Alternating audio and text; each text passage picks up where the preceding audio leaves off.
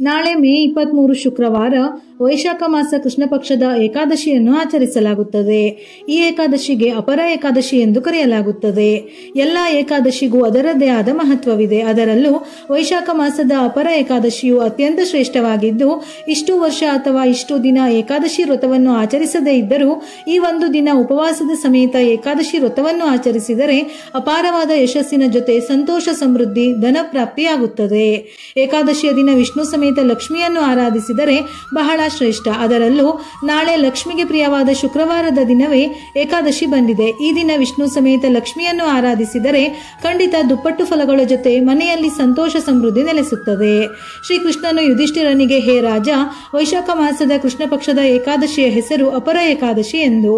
ಈ ಏಕಾದಶಿ ವ್ರತ ಆಚರಿಸಿದರೆ ಅಪಾರ ಧನ ಲಭಿಸುವುದು, ಪಾಪಗಳಿಂದ ಮುಕ್ತಿ ಸಿಗುವುದೆಂದು ಹೇಳಿದ್ದನಂತೆ. ಇದರ ಜೊತೆಯಲ್ಲಿ ಅಪರ ಏಕಾದಶಿ ಉಪವಾಸದ ವ್ರತವನ್ನು ಆಚರಿಸುವುದರಿಂದ ಅಪಾರವಾದ ಯಶಸ್ಸು, ಸಂಪತ್ತುಗಳು ಲಭಿಸುತ್ತದೆ. ಹಾಗಾಗಿ ಹಣದ ಸಮಸ್ಯೆ ಇರುವವರು ಈ ದಿನ ಏಕಾದಶಿಯನ್ನು ಆಚರಿಸಿದರೆ ಅಂತ್ಯವಿಲ್ಲದ ಸಂಪತ್ತು, ಅಖಂಡ ರಾಜಯೋಗಗಳು ಲಭಿಸುತ್ತದೆ.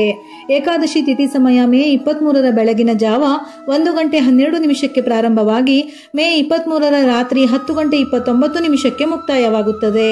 ಈ ದಿನ ಸ್ನಾನ ಮಾಡುವ ನೀರಿಗೆ 2 ತುಳಸಿ ಎಲೆಗಳನ್ನು ಅಥವಾ ಅರಿಶಿನವನ್ನು ಬೆರೆಸಿ ಸ್ನಾನ ಮಾಡಿದರೆ ಪುಣ್ಯಕ್ಷೇತ್ರಗಳಲ್ಲಿ ಸ್ನಾನ ಮಾಡಿದಷ್ಟು ಪುಣ್ಯ ಸಿಗುತ್ತದೆ. ಎಲ್ಲ ಜಾತಕ ದೋಷಗಳು ನಿವಾರಣೆಯಾಗಿ ಅದೃಷ್ಟ ಲಭಿಸುತ್ತದೆ.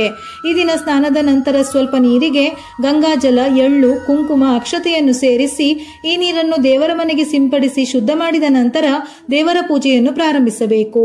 ವಿಷ್ಣುವಿನ ವಿಗ್ರಹವಿದ್ದರೆ ಒಳ್ಳೆಯದು. ಇಲ್ಲವೆಂದಾದರೆ ವಿಷ್ಣುವನ್ನು ಪ್ರಾರ್ಥಿಸಿ ಮನೆಯಲ್ಲಿ ಪೂಜೆಯನ್ನು ಮಾಡಬಹುದು.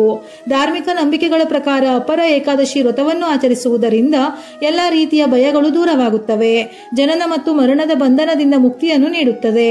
ಈ ಏಕಾದಶಿಯಂದು ಉಪವಾಸವನ್ನು ಮಾಡುವುದರಿಂದ ಎಲ್ಲಾ ಕಾರ್ಯಗಳಲ್ಲಿ ಜಯ ಸಿಗುತ್ತದೆ. ಈ ತಿಥಿಯಂದು ಉಪವಾಸ ಮಾಡಿ ಕತೆ ಕೇಳುವುದರಿಂದ 100 ಯಾಗಗಳಿಗೆ ಸಮಾನವಾದ ಪುಣ್ಯ ಫಲ ಸಿಗುತ್ತದೆ. ಈ ಏಕಾದಶಿಯಂದು ವಿಷ್ಣುವಿನ ಶಂಖ, ಚಕ್ರ ಮತ್ತು ಗದೆ ಹಿಡಿದ ರೂಪಗಳನ್ನು ಪೂಜಿಸಲಾಗುತ್ತದೆ. ನೀವು ಅಪರ ಏಕಾದಶಿಯಂದು ಉಪವಾಸ ಮಾಡದಿದ್ದರೂ ಕಥೆಯನ್ನು ಕೇಳಿದರೂ ಅದರ ಫಲ ಪ್ರಾಪ್ತಿಯಾಗುತ್ತದೆ. ಈ ಉಪವಾಸದ ಕಥೆಯನ್ನು ಕೇಳುವುದರಿಂದ ಇಡೀ ಕುಟುಂಬಕ್ಕೆ ಕಲ್ಯಾಣವಾಗುತ್ತದೆ. ಸಕಾರಾತ್ಮಕ ಶಕ್ತಿಯು ಜಾಸ್ತಿಯಾಗಿ ಮನೆಯಲ್ಲಿ ದೈವಿ ಕಳೆ ಪ್ರಭಾವ ಹೆಚ್ಚಾಗುತ್ತದೆ. ಯಾವ ಮನೆಯಲ್ಲಿ ದೈವಿ ಕಳೆ ಇರುತ್ತದೆಯೋ ಅಂತಹ ಮನೆಯಲ್ಲಿ ಭಗವಂತನೇ ನೆಲೆಸಿದ್ದಾನೆಂದು ಹೇಳುತ್ತಾರೆ. ಪ್ರಾಚೀನ ಕಾಲದಲ್ಲಿ ಮಹಿಧ್ವಜ ಎಂಬ ಧರ್ಮನಿಷ್ಠ ರಾಜನಿದ್ದನು. ಅವನ ಕಿರಿಯ ಸಹೋದರನಾದ ವಜ್ರಧ್ವಜನು ತನ್ನ ಅಣ್ಣನ ಮೇಲೆ ದ್ವೇಷದ ಭಾವನೆ ಹೊಂದಿದ್ದನು.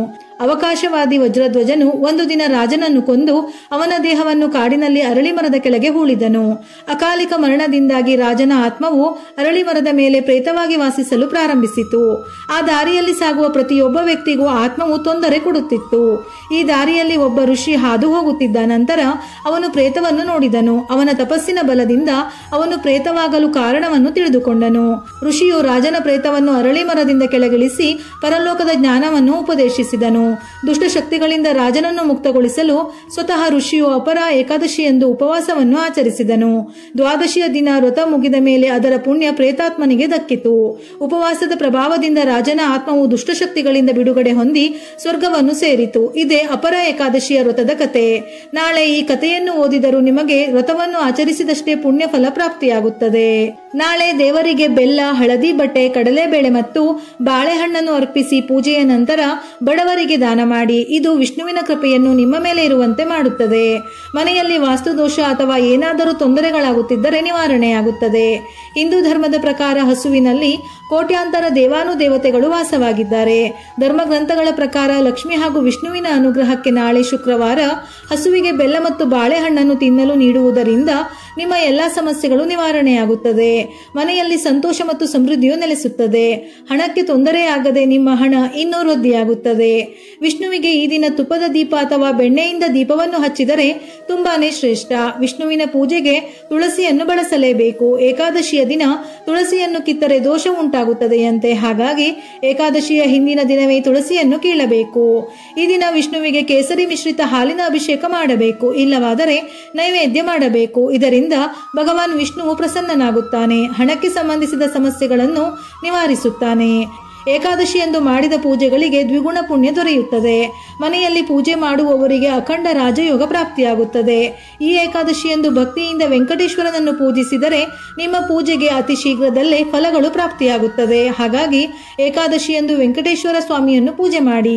ಈ ದಿನ ತಪ್ಪದೆ ಅಕ್ಕಿ ಹಿಟ್ಟಿನಿಂದ 2 ಹಿಟ್ಟಿನ ದೀಪಗಳನ್ನು ತಯಾರಿಸಿ ದೀಪಕ್ಕೆ ಅರಿಶಿನ ಕುಂಕುಮವನ್ನು ಹಚ್ಚಿ ಹಸುವಿನ ತುಪ್ಪವನ್ನು ಸೇರಿಸಿ ಬಿಡಿ ಬಿಡಿಯಾಗಿ 5 ಬತ್ತಿಗಳನ್ನು ಇಟ್ಟು ದೀಪ ಬೆಳಗಿದರೆ ಬಹಳ ಶ್ರೇಷ್ಠ. ಏಕಾದಶಿಯಂದು ಹಿಟ್ಟಿನ ದೀಪವನ್ನು ಬೆಳಗಿದರೆ ಲಕ್ಷ್ಮಿಯ ಅನುಗ್ರಹವು ಕೂಡ ಪ್ರಾಪ್ತಿಯಾಗುತ್ತದೆ.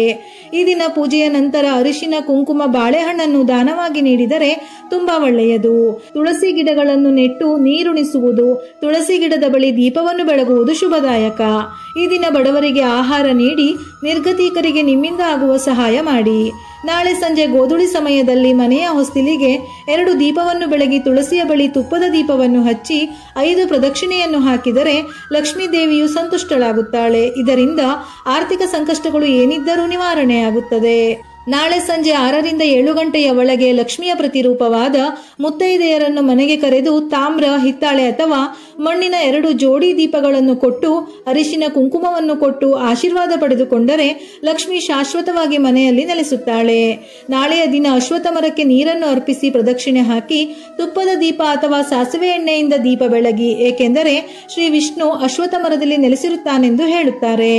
ಈ ದಿನ ವಿಷ್ಣು ಸಹಸ್ರನಾಮವನ್ನು ಪಠಿಸಲು ತುಂಬಾ ಮಂಗಳಕರವಾದ ದಿನ. ಹಾಗಾಗಿ ತಪ್ಪದೆ ವಿಷ್ಣು ಸಹಸ್ರನಾಮವನ್ನು ಪಠಿಸಿ ಅಥವಾ ನಾರಾಯಣ ಕವಚವನ್ನು ಪಠಿಸಬಹುದು ಅಥವಾ ಕೇಳಬಹುದು. ಇಲ್ಲವೆಂದಾದರೆ ಓಂ ನಮೋ ಭಗವತೆ ವಾಸುದೇವಾಯ ಈ ಮಂತ್ರವನ್ನು 21 ಬಾರಿ ಅಥವಾ 108 ಬಾರಿ ತಪ್ಪದೆ ಜಪಿಸಿ.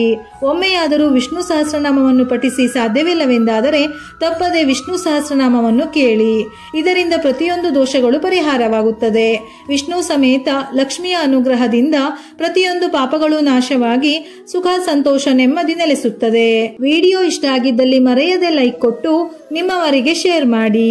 ಉಪಯುಕ್ತ ಮಾಹಿತಿಯೊಂದಿಗೆ ಮತ್ತೆ ಭೇಟಿಯಾಗೋಣ.